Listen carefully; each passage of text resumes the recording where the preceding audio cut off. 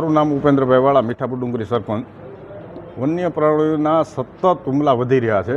ખેડૂતોને ખેતી કરવી પણ મુશ્કેલ બની છે.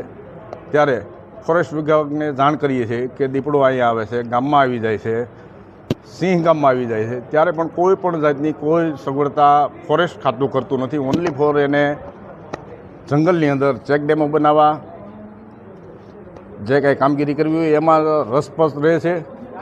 અગાઉ જે ગોપાલગામમાં બનાવ બન્યો હતો, તો ગોપાલગામમાં પણ સિંહણે જ મારણ કર્યું હતું એક વ્યક્તિનું. એમાં વન્ય પ્રાણી પંચરોજ કામ કરે છે, તો એમાં વન્ય પ્રાણી જ લખે છે. વન્ય પ્રાણી લખીને પછી એ છૂટી જાય છે કે ભાઈ દીપડાએ મારણ કર્યું હતું. તો આજ રોજ જે માણાવો ગામ બનાવેલ છે, તો એમાં ફોરેસ્ટ ખાતાને પણ ખ્યાલ છે. એના જે ફાધર છે, એના મધર છે, એણે જોયું કે સિંહણ જ અમારા દીકરાને 5 વર્ષના દીકરાને ઉપાડી ગઈ છે. છતાં હજી જંગલ ખાતાને એવું છે કે હજી વન્ય પ્રાણી એવું લખીને પંચરોજ કામ કરવાનું એની મનોકામના પૂર્ણ કરે છે બધી. પણ આવું માનવભક્ષી હોય તો એને સત્વરે પકડવા જોઈએ અને ફોરેસ્ટ ખાતું આમાં ધ્યાન આપે એવી મારી માંગણી. ખેડૂતોને શું મુશ્કેલી છે?